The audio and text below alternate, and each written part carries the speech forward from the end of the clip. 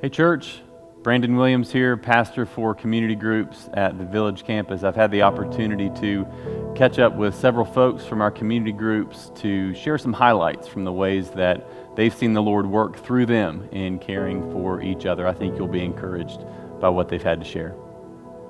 Well, okay, let's jump right in, and our theme is how groups have cared for each other, and we're just getting a sampling of many testimonies that could be shared.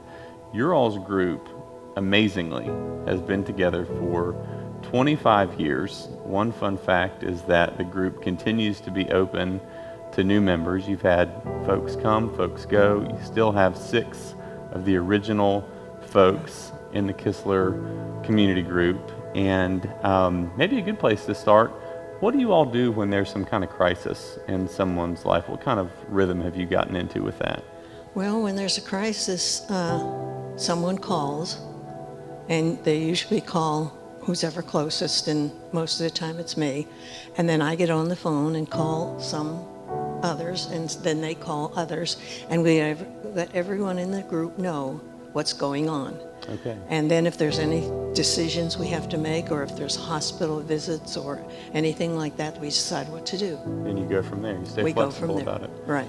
What are some highlights? I know over the years there's all sorts of ways. What are some really highlights that you could share about ways you've cared for each other? Some of the highlights are that one time one of the girls, her daughter in another state, their house burned down. So we took a collection and sent it up there. We had a friend that lived close to me that was having mental problems and household problems, and she came to the group for about 2 years, and we ministered to her. And when my husband died, I wouldn't have made it without my family and my small group. Wow. They just came around and held me up, and I think we've done that for each other. It's not just been one-sided. It's, whenever anything happens, we know that everyone is there for us. We want to share with you all just a quick testimony about how in community groups we're able to bear one another's burdens, and that's something that you guys have really seen play out. What are some specific ways you guys have cared for each other? How have you seen God work through it? Well, specifically for me, I had a concussion at one point helping someone in the community group, which is a funny story anyway, but by the time we got to the hospital, there were a couple people from community group already there waiting for us basically, and to pray for me, and so that was just tremendous. And so you were helping somebody, yes, and you were concussed while helping. Yes.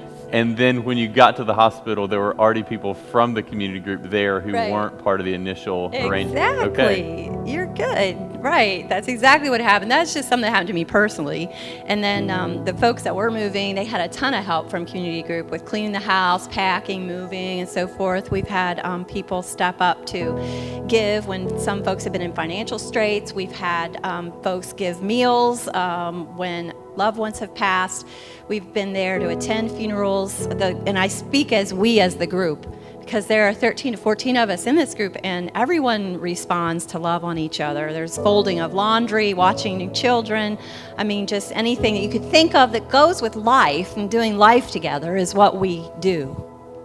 And everybody gets involved, and that's a cool thing. I think Leah implied that, but I don't want that to be missed, that everybody gets involved. Everybody wants to be involved. Everybody wants to help on each other and with each other and pray for each other, and that's really a neat thing to see.